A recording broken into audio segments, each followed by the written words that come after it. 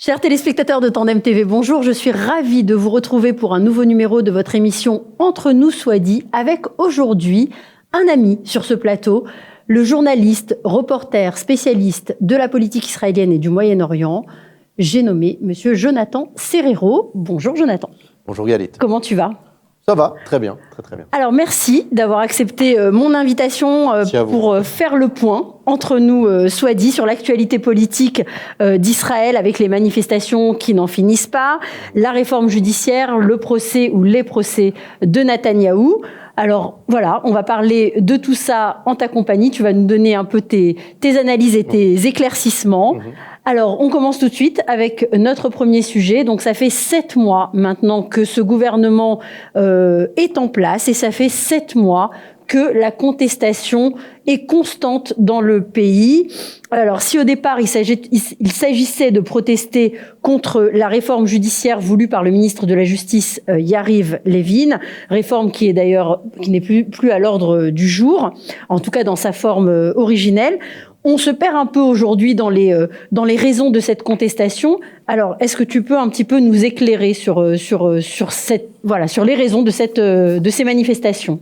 Je dirais dans un premier temps qu'il faudrait peut-être s'inquiéter sur ces groupuscules qui sont liés notamment à la gauche israélienne, qui s'arrogent le droit de bloquer les axes routiers du pays ou d'aller manifester devant les domiciles de ministres ou d'élus de l'État d'Israël. J'insiste sur le mot élus, car ils ont été élus par une majorité d'Israéliens qui a fait son choix au mois de novembre de l'année dernière. Et donc, on voit pulluler ces groupuscules. Alors, sur certains postes, j'ai utilisé le mot de milice. Après réflexion, peut-être un terme assez exagéré. On utilisera le terme de groupuscules qui sont donc liés à la gauche israélienne et qui manifestent aujourd'hui pour éviter de perdre certains de leurs privilèges. Quels sont leurs privilèges ? C'est une question, c'est une interrogation qui se pose aujourd'hui. En tous les cas, on a du mal à comprendre aujourd'hui pourquoi ce groupe de personnes se rassemble ou manifeste, où on a très bien compris, ils essaient de faire tomber l'actuel gouvernement dirigé par un homme qui cristallise pour eux tout ce qu'ils détestent, à savoir Benyamin Netanyahou. Alors moi, je me posais la question de savoir s'il cristallisait tout ce qu'il détestait ou si finalement, alors peut-être inconsciemment, il ne nous le jalouse pas. En tout cas, il ne le jalouse pas à la droite. Est-ce qu'ils n'auraient pas aimé, adoré qu'un personnage comme Bibi Netanyahou, finalement, soit de leur camp ? Ce qu'il faut comprendre, Galit, c'est que Benyamin Netanyahou a permis à certaines couches de la population israélienne, notamment les Sfaradim, les personnes originaires d'Afrique du Nord, ou les Mizrahim, comme on le dit en Israël, d'accéder à certains postes importants de l'échiquier administratif de l'État israélien. Et c'est ce qui gêne cette couche de la population, c'est entre guillemets, c'est privilégié. Aujourd'hui, pour quelles raisons tout ce groupuscule de personnes manifeste pour empêcher des personnes comme vous et moi, Galit, d'accéder à certains postes de l'échiquier administratif israélien parce que peut-être qu'il a une peau peut-être trop basanée ou un accent qui ne leur convient pas ou certains représentants qui appartiennent à ces communautés, je dirais pas minoritaires, mais ces communautés en tout cas d'Afrique du Nord ou Mizrahim, d'accéder au poste de juge de la fonction suprême de l'échiquier judiciaire israélien, d'occuper ce poste de chef de la Cour suprême, ou en tous les cas d'avoir une majorité peut-être de représentants Mizrahi au sein de cette Cour suprême, ou peut-être d'accéder aux plus hautes fonctions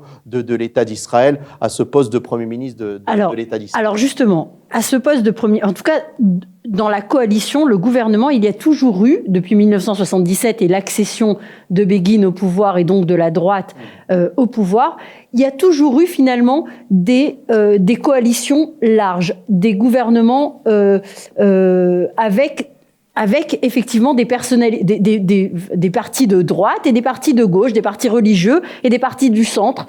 Ça a été finalement toujours des coalitions comme ça plus larges et d'union nationale. Et là, pour la première fois, la droite a réussi à former une coalition sans aucune nécessité du centre ou de la gauche israélienne. On l'a vu, les précédents gouvernements Bibi, c'était avec Gantz, c'était avec le Parti travailliste à l'époque avec Peretz. Amir Peretz. Donc, c'était vraiment, voilà, il y avait ce mélange.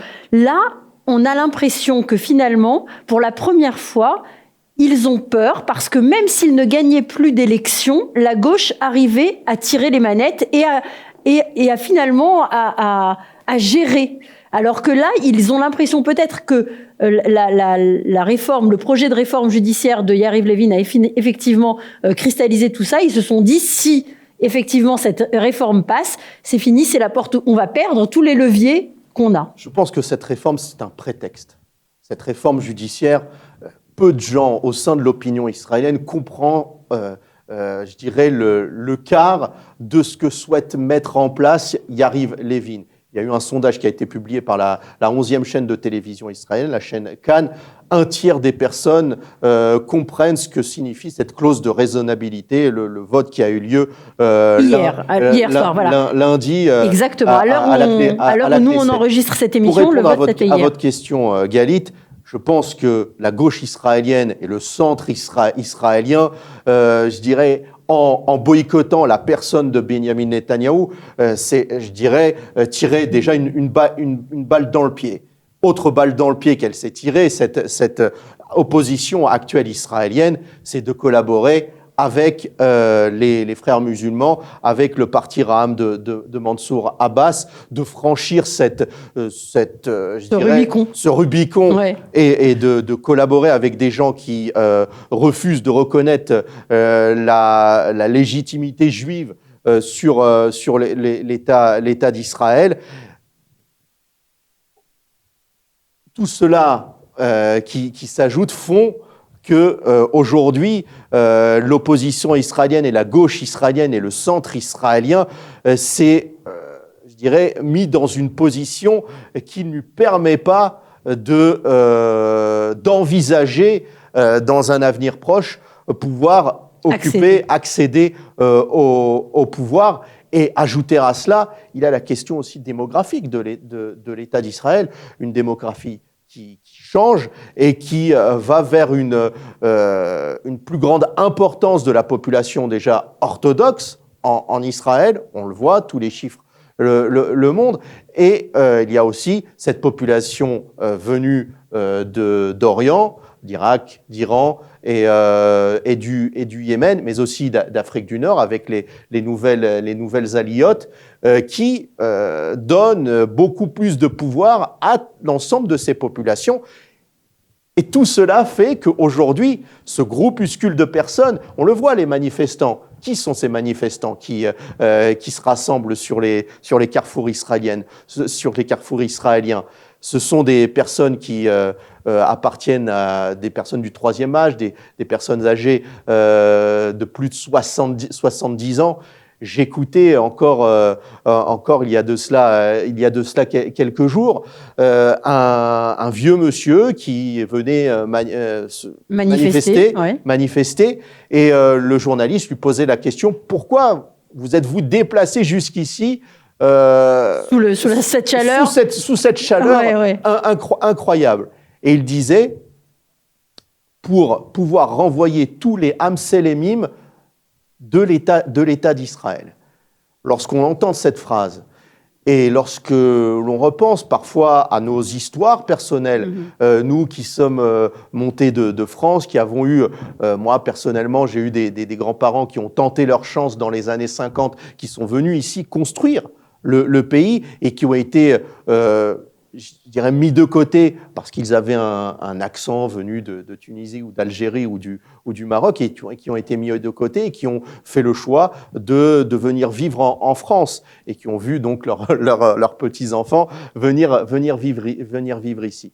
Et lorsque l'on entend cette phrase, on se dit que là, c'est le drame. Le drame de cette gauche israélienne, de ce centre israélien qui soutiendrait ce petit groupe de personnes qui voient son pouvoir s'éteindre à petit feu. Lui glisser entre les mains. Voilà. Alors, tu l'as dit tout à l'heure, on est là au moment où nous, on enregistre cette émission. Hier, à la Knesset, il y a eu le vote en première lecture de la modification de la loi sur la clause de raisonnabilité. Alors d'abord, est-ce que tu peux nous rappeler à nos téléspectateurs très rapidement ce qu'est cette clause de raisonnabilité dans le droit israélien et ce que va changer cette modification de la loi? Est-ce que, comme le prétendent les chaînes mainstream israéliennes, les journalistes et une minorité de la population, est-ce que c'est la fin de la démocratie? Pas la fin de la démocratie, puisqu'on laisse des gens se rassembler sur les carrefours israéliens et bloquer des routes et des périphériques sur Tel Aviv. Donc la démocratie israélienne, elle est bien vivante et on n'a jamais empêché un juif de donner son avis. Moi j'ai l'impression qu'elle n'a jamais été aussi forte. Aussi forte et aussi vivante. Ouais. Sur cette clause de raisonnabilité, sans être juriste, et je ne m'arrogerai pas le droit d'expliquer aussi bien qu'un avocat ou qu'un juriste, pour faire simple, jusqu'ici, l'appareil judiciaire avait le droit d'émettre une critique sur l'ensemble des décisions prises par le pouvoir législatif et le pouvoir exécutif de l'État d'Israël. Ce que souhaite pouvoir réformer l'actuelle coalition, c'est de réduire tout simplement cette intrusion, cette ingérence du juridique dans l'exécutif. Sur la base de quoi? Sur la base de l'avis qui a été émis en 2019, puis écrit en 2020 par l'ancien juge de la Cour suprême, Noam Solberg. Alors, les questions qui seront traitées par cette réduction de cette clause de raisonnabilité seront au niveau administratif et non au niveau politique. Donc c'est une précision qui est importante à souligner, puisque toutes les décisions qui ont attrait aux politiques pourront être critiquées par l'appareil juridique. Critiqué, mais retoqué aussi avec cette clause de raisonnabilité. Avec cette clause de raisonnabilité. J'essaye de voir si j'ai bien compris. Il y a la Knesset vote une loi où le gouvernement prend une décision de nommer telle ou telle personne à tel ou tel poste, de ministre, de chef de cabinet ou dans l'administration. On va prendre l'exemple d'Aryeh Deri. Puisque c'est l'exemple qui a été pris. Il y a eu des élections. Le Premier ministre décide de nommer Aryeh Deri, qui a été déjà condamné par le passé à par un tribunal. Donc il a été condamné, il a purgé sa peine et il a le droit, après une période donnée, de se représenter. Il s'est représenté aux élections législatives. Il y a 400 000 personnes qui ont voté pour son parti Chasse, duquel il était tête de liste. Et Aryeh Deri est nommé ministre de la santé et de l'intérieur par Binyamin Netanyahou. Donc là, le tribunal, donc quelqu'un de l'opposition, n'importe qui, peut saisir la Cour suprême en lui disant en lui demandant finalement de statuer sur cette nomination. Donc la nomination d'Aryeh Deri est légale, mais la Cour suprême les juges de la Cour suprême peuvent décider que même si cette nomination est légale, elle n'est pas à leurs yeux raisonnable. C'est-à-dire que c'est un jugement complètement, on va dire, subjectif du juge qui rend cette décision. Et ça n'a rien à voir avec la loi, en fait, cette clause de raisonnabilité. Et c'est ça, aujourd'hui, qu'on veut réduire. Totalement. Vous avez très très bien expliqué, très bien résumé cette clause de raisonnabilité.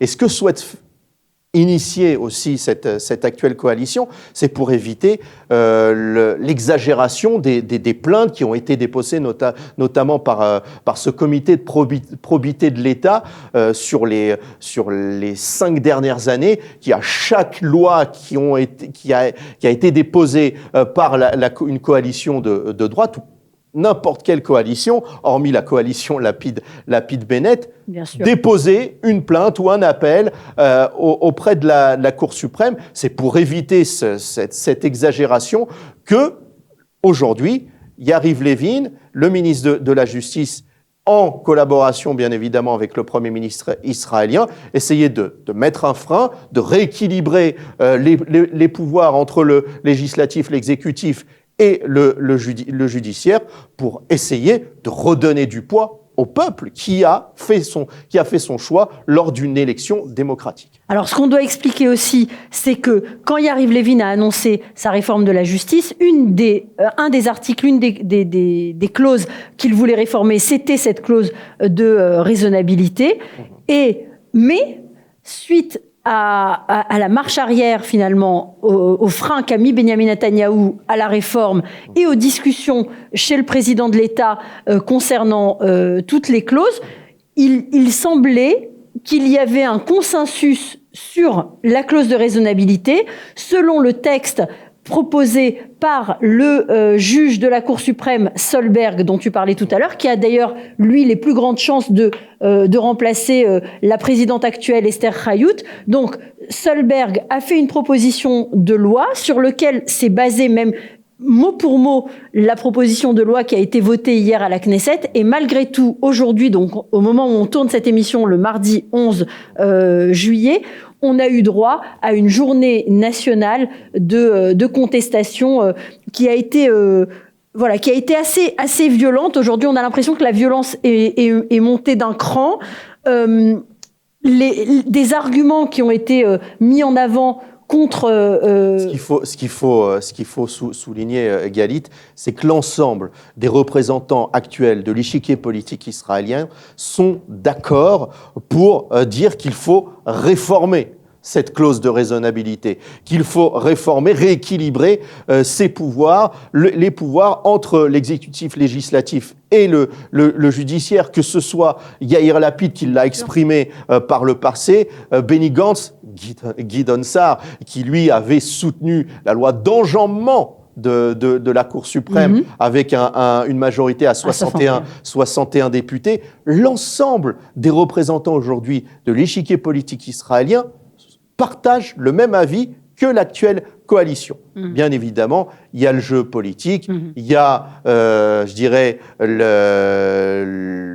la niche électorale et les électeurs qui votent pour l'ensemble de ces partis, un électorat à défendre. Donc chacun a son positionnement sur cette question-là. Concernant les manifestations et la violence, je dirais qu'il y a eu plusieurs game changers sur les derniers jours. On va parler du procès Benyamin Netanyahou peut-être après.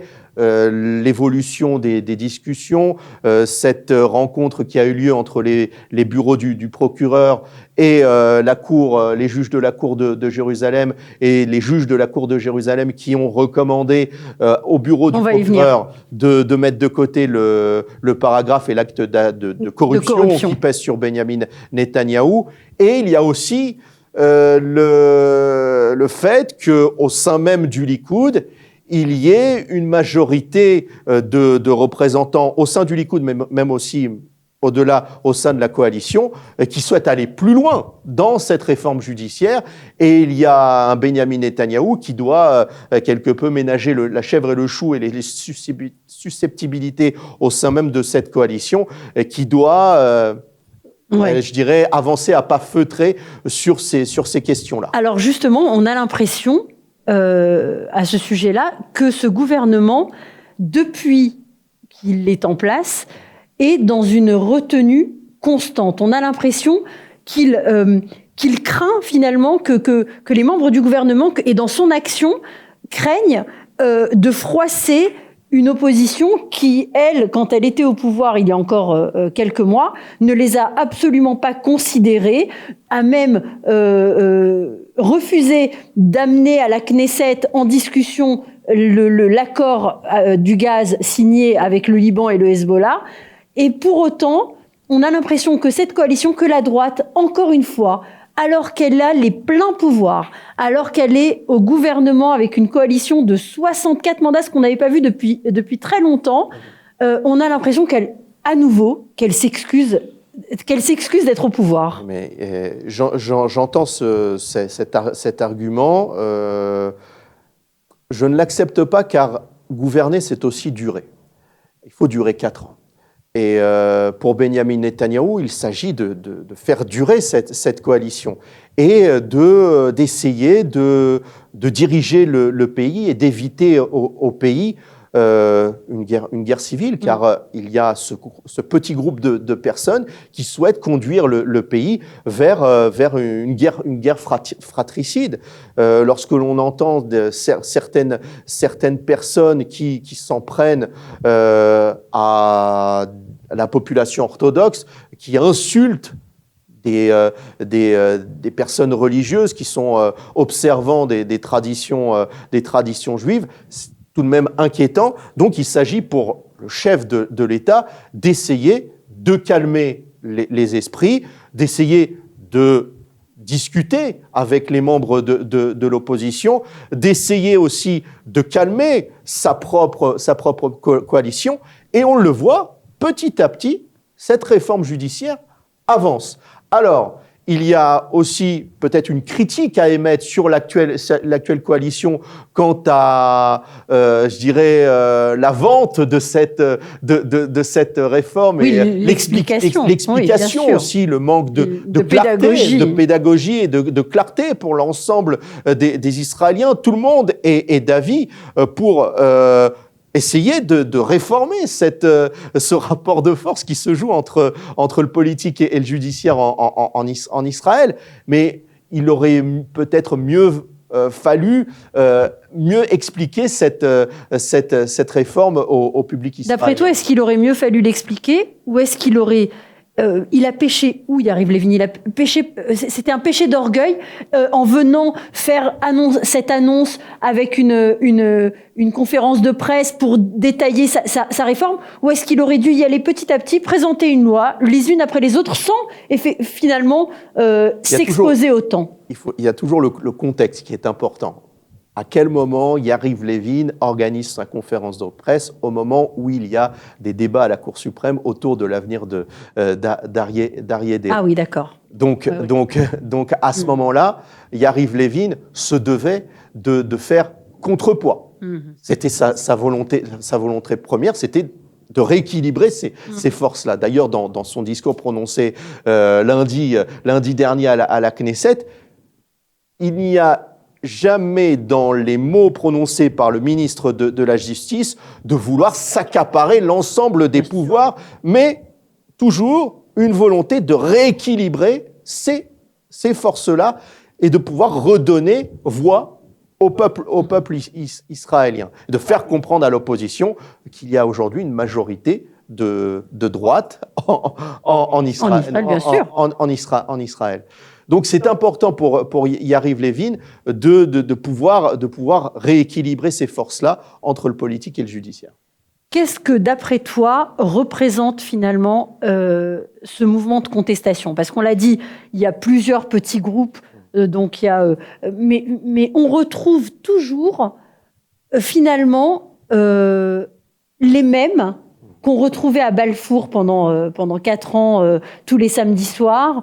Ce sont les mêmes personnages, avec les mêmes motivations finalement, qui tiennent aujourd'hui, on l'a vu il y a quelques jours à la télé, il y a Sharon Gall sur la 14 qui a fait comme ça une démonstration où il montrait cette femme, Chikma Bressler, qui est présentée comme une intellectuelle, une physicienne, etc., mais qui finalement tient, elle, les mêmes discours anti-Bibi depuis 4 ans, ou depuis 2020, même depuis 2019. Toutes ces personnes-là, Galit, étaient aussi présentes lors des manifestations en faveur des accords d'Oslo. Pareil, ce sont les mêmes groupes, de pression qui sont liés à la gauche israélienne, qui sont hostiles à la personne de Benyamin Netanyahou, qui sont hostiles à voir l'État d'Israël, je dirais, devenir un peu plus juif, avec une volonté peut-être de déjudaïser l'État d'Israël. Alors ça, c'est important ce que tu dis là. Peut-être que les mots que je prononce sont forts. Ils sont pas, tu sais pourquoi ils sont c'est la volonté de ces personnes. C'est la volonté, c'est la réalité, parce que j'ai lu en préparant cette émission qu'il y avait depuis quelque temps un groupe de travail qui travaillait très sérieux, de manière très sérieuse. Sur une volonté d'autonomie. Exactement, sur une volonté de séparatisme finalement. De séparer et de faire en sorte qu'il y ait finalement 2 peuples. Le peuple, on va dire, des Lumières contre le peuple des ténèbres que représenteraient les religieux et le judaïsme finalement. C'est juste hallucinant. Il y a de cela 30 ans, on nous vendait et encore maintenant, on nous vendait cette idée de 2 États pour 2 peuples. On parlait des Palestiniens. Israéliens et Palestiniens. Aujourd'hui, on nous vend 2 États pour 3 peuples. On en rit, mais c'est chez certains. Il y a des gens qui travaillent sérieusement, assez perturbés. Oui. Il faut le dire, une idée tout à fait sérieuse. Volonté de vouloir se séparer du reste de la population, car leur tête ne leur convient pas, ou ils parlent différemment d'eux, ou ils appartiennent à une classe sociale différente. On nage en plein délire. Ouais. Mais c'est une question qui est très sérieuse et qui est à prendre très au sérieux aujourd'hui. Alors justement, que fait par exemple le gouvernement par rapport à ça? Parce qu'on a quand même, on a on va dire on a le Shabak, on a une sécurité intérieure qui est vraiment très très forte et infaillible. Et il y a ces mouvements, donc avec à leur tête, on va dire Ehud Barak et Ehud Olmert, les Ehudim, qui appellent au Meri Ezrahi, à l'insurrection et aussi à la désobéissance civile, en arrêtant de payer ses taxes, etc. Ils appellent vraiment à une révolution. C'est illégal, c'est interdit par la loi. Que fait le gouvernement et que fait la police dans ces cas-là? C'est pour ça qu'il faut prendre très au sérieux toutes les revendications et tout ce que l'on entend aujourd'hui, et toute cette colère qui est exprimée par l'ensemble de ces groupuscules qui sont apparemment financés par l'étranger. On le sait. Je dois, dans quelques jours, quelques semaines, publier sur le site, notamment Factuel, une enquête où je révèle que l'Union européenne a participé au financement des manifestations liées à la réforme judiciaire, avec des preuves formelles. Il y a des anciens premiers ministres qui soutiennent ces manifestations et dont on sait qui pèsent un poids important au sein de l'opinion publique israélienne. Et surtout, pourquoi c'est à prendre au sérieux? Car nous vivons dans une région entourée d'ennemis, et si l'on communique à l'ennemi des signes de faiblesse et de division, l'ennemi l'interprète de manière parfaite, beaucoup mieux que nous.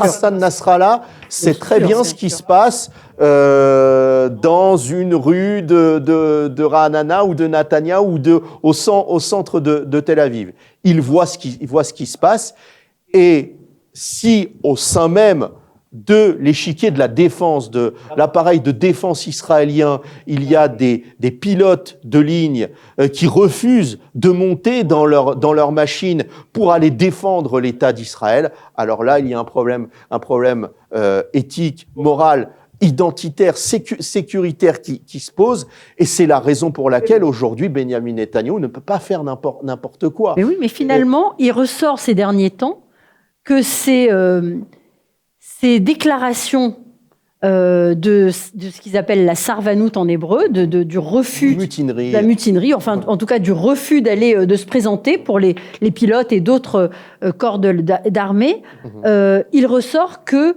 finalement ça représente une tellement faible quantité de personnes et que la plus grande partie sont des anciens qui de toute façon ne font plus de Miloui, mais ne sont plus. Donc finalement, on a l'impression que ça aussi, ça a été amplifié par les agences de communication, par la télé et les médias pro-manif, et que finalement, ça aussi, c'est comme un ballon qui est en train de d'éclater. C'est tout à fait vrai que l'ensemble, la grande majorité, les 3/4 des Israéliens veulent défendre le pays et sont prêts à soutenir, je dirais, une meilleure répartition des pouvoirs entre le judiciaire et le politique. C'est certain, toutes les enquêtes d'opinion le montrent. Mais lorsqu'il y a des corps de métiers qui font pression sur d'autres, alors cela peut faire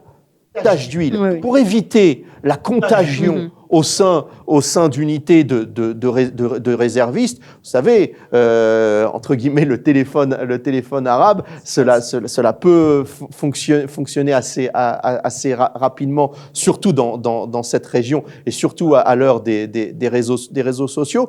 Donc, c'est au chef de l'État de prendre en compte ce petit carteron de généraux en retraite, comme disait De Gaulle, et d'éviter tout simplement que ce refus de servir dans les rangs de Tsahal ne se propage et ne prenne des proportions, je dirais, dramatiques pour la sécurité de l'État d'Israël. Alors, on l'a dit, le gouvernement donc a voté hier en première lecture la modification de la loi sur la clause de raisonnabilité. Ils ont annoncé vouloir, avant la fin du mois de juillet, donc avant la fin de la session d'été de la Knesset, voter la loi définitivement en deuxième et troisième lecture.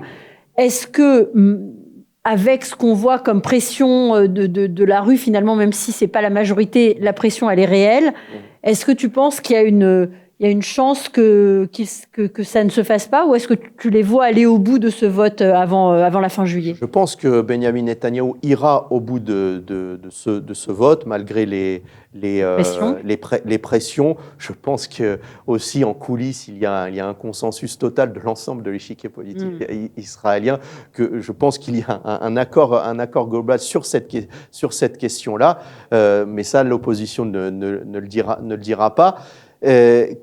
Il ira au bout, car il y a aussi une pression interne au sein de la coalition. Et pas que interne, aussi de ses électeurs.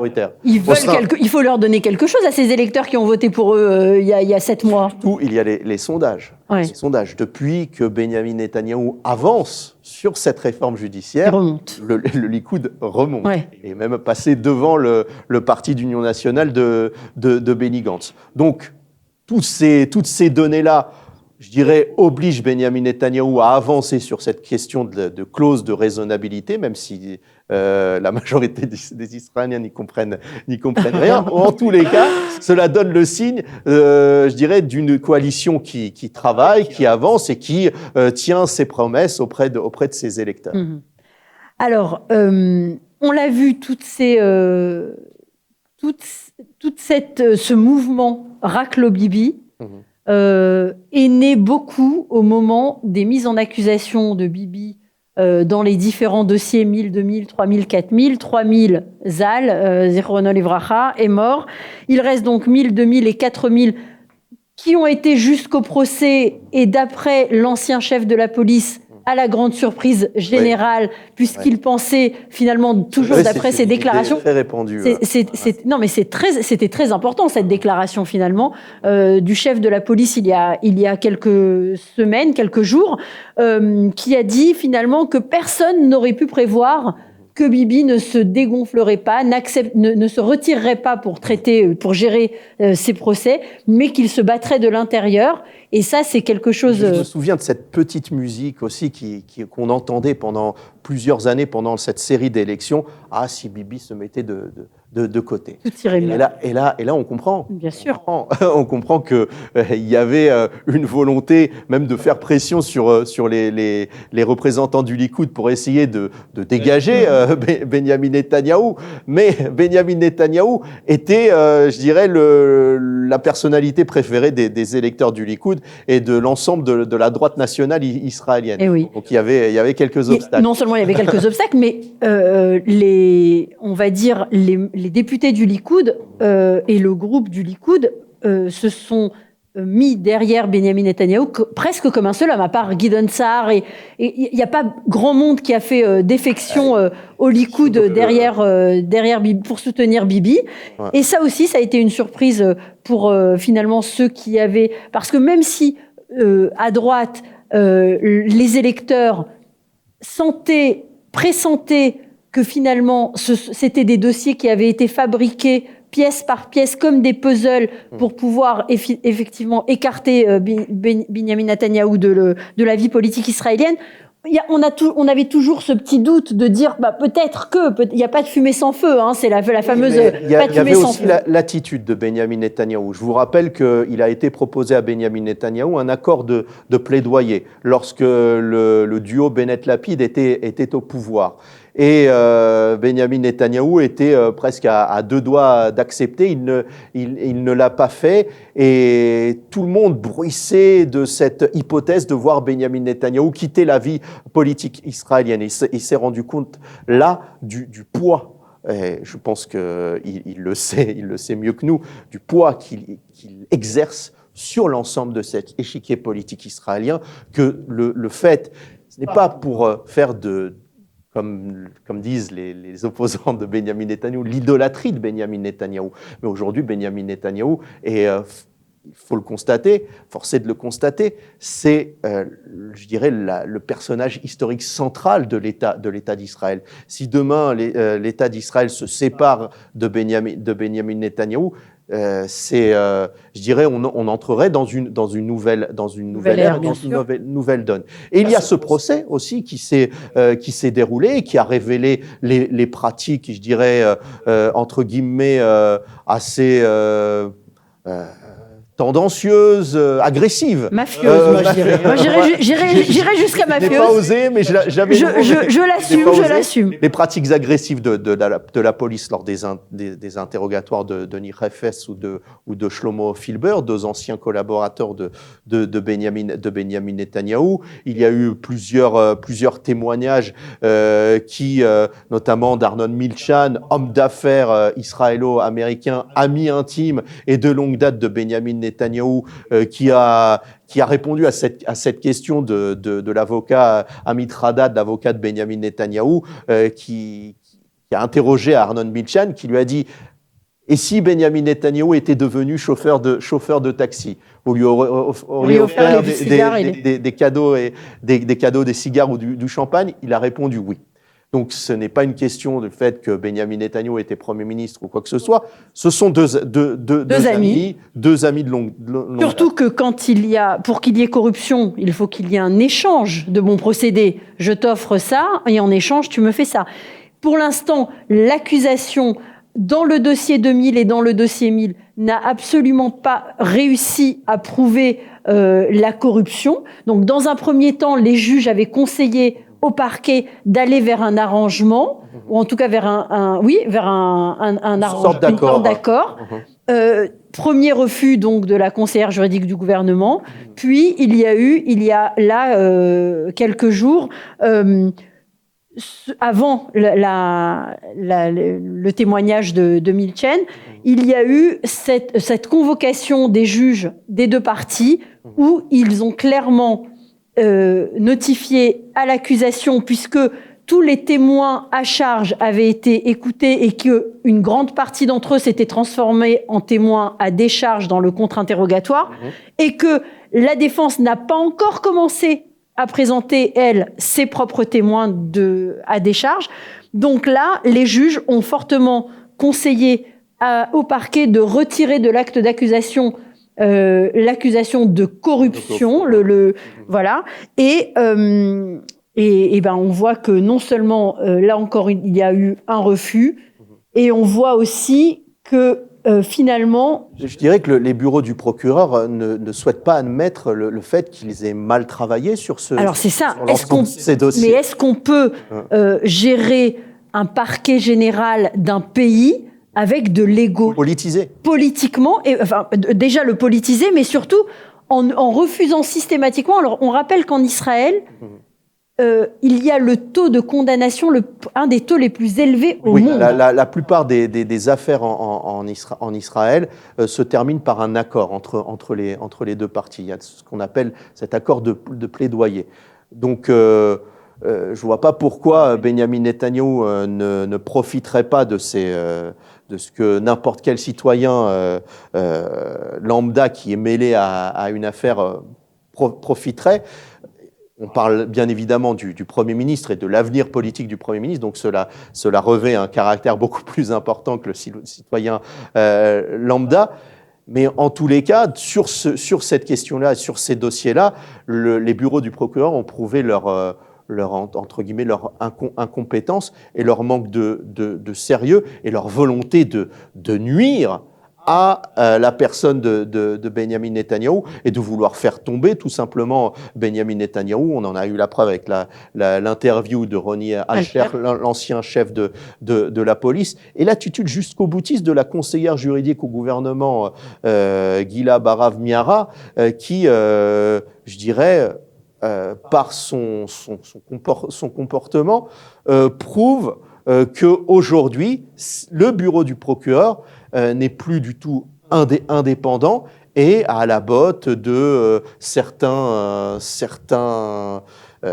groupes d'influence ou peut-être financés. Je n'ai pas d'informations sur ce sujet, mais en tous les cas, on rappelle que Gali Barav Miara a été nommé par Gideon Sa'ar quand il était ministre de la Justice dans le gouvernement précédent.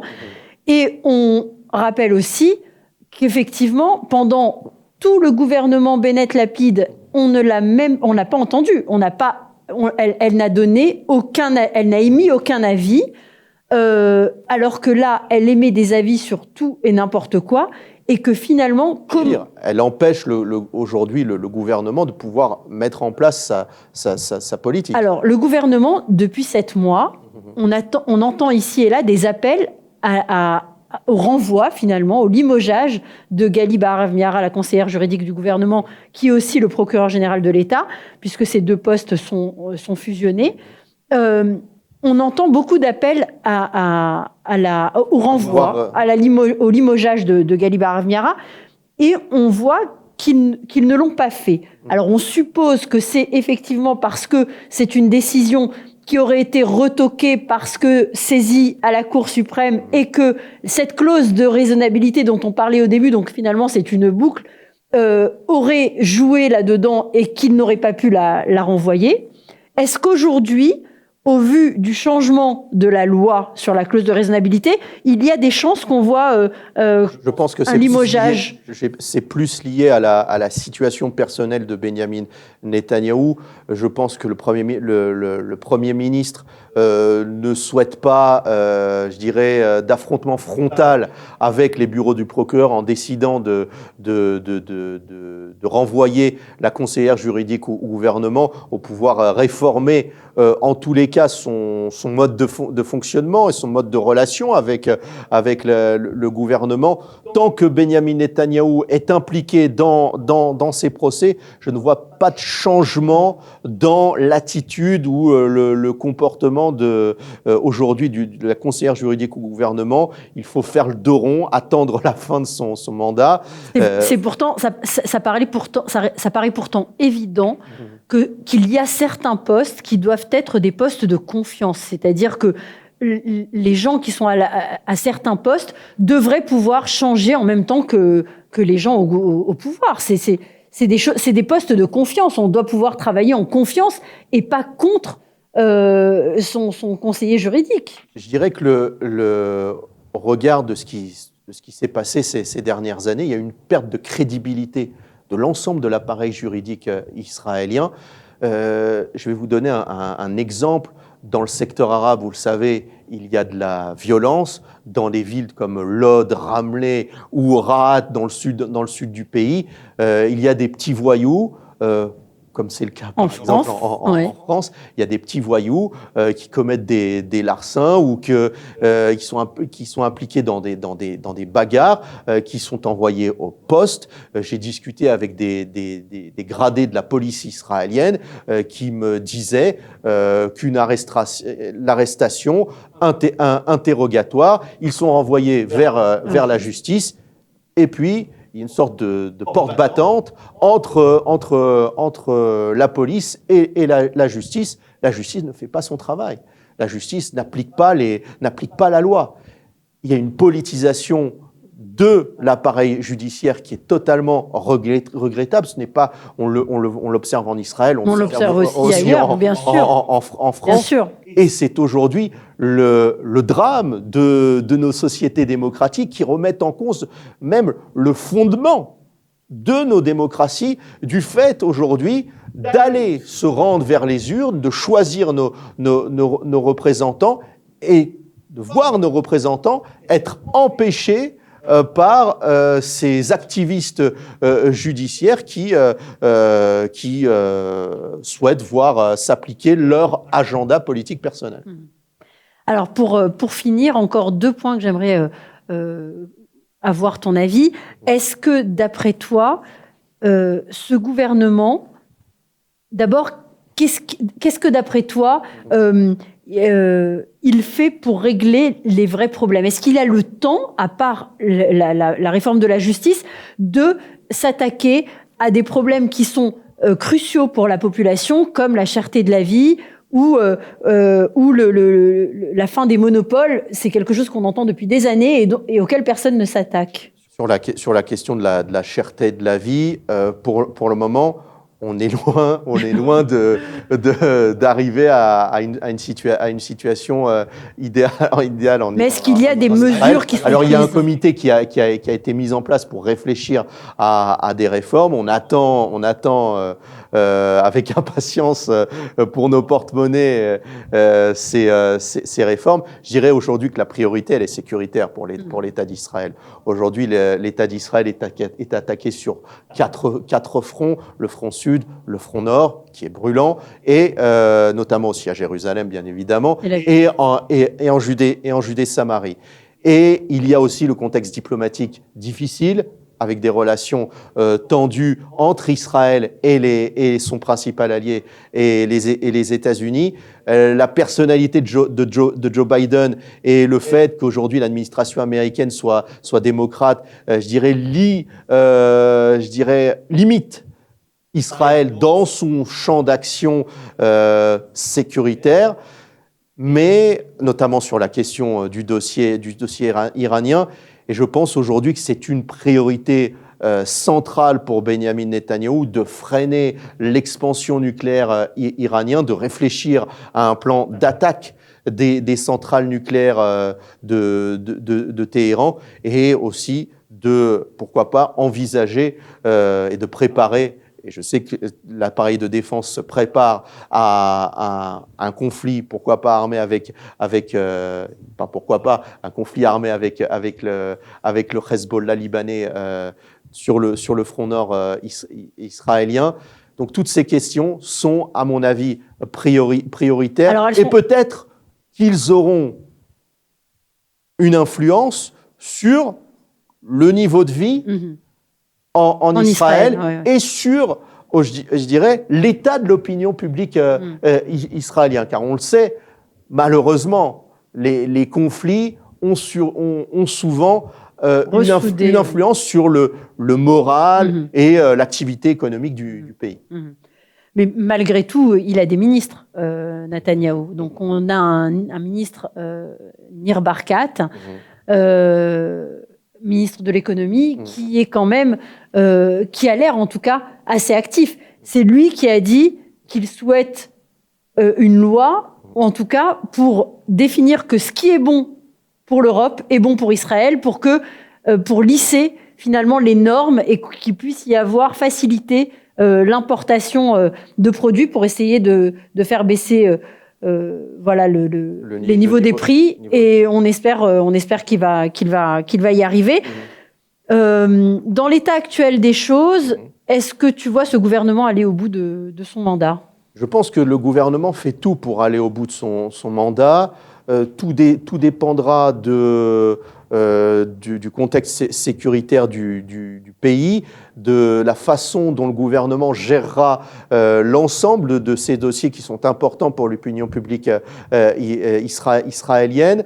La gestion aussi du cas Itamar Ben-Gvir, de la baisse de la violence dans les rues israéliennes et dans le secteur arabe israélien, d'éviter à tout prix cette confrontation entre juifs et arabes, comme on a pu le voir en 2018, à tout prix éviter cette confrontation-là, à tout prix éviter la confrontation entre les deux Israël, entre celui de gauche et de droite, et d'essayer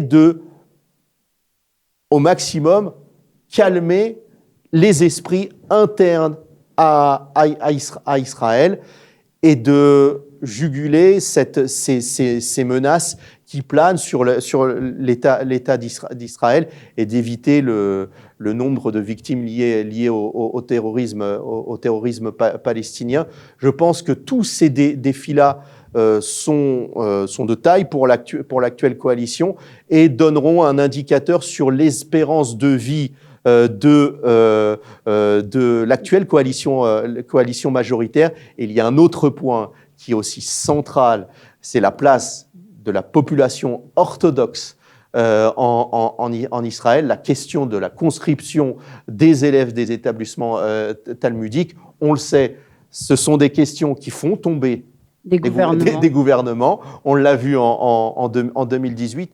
La composition actuelle de la coalition me fait dire que l'ensemble des ministres ont peut-être et vont parvenir, et je l'espère, à une sorte de modus operandi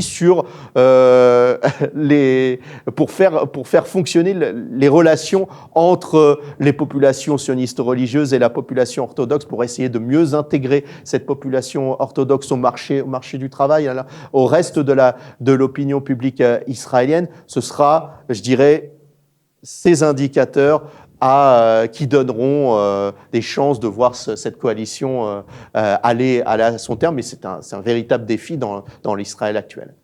Eh bien, super. Merci, Jonathan. Merci de tous ces éclaircissements. Merci à vous. C'est toujours très clair, c'est toujours précis et vraiment, j'aime beaucoup avoir ton avis sur tout ce qui se passe dans le pays. Merci. On essaye de se revoir très vite pour refaire un point. Comme ça, tous les quelques mois, c'est bien qu'on fasse le point sur la situation, voir effectivement si on a eu raison, si ce gouvernement va arriver à faire voter cette réforme peut-être par petits bouts. Par petites touches à pas feutrer. Exactement, en essayant de prendre la foule. Exactement, par petites lois. Merci Jonathan, merci à vous de nous suivre toujours plus nombreux sur Tandem TV. Je vous retrouve à la rentrée pour des nouvelles aventures et des nouveaux Entre nous soit dit avec des nouveaux invités. À très bientôt, je vous souhaite un très bel été et je vous dis sortez couverts.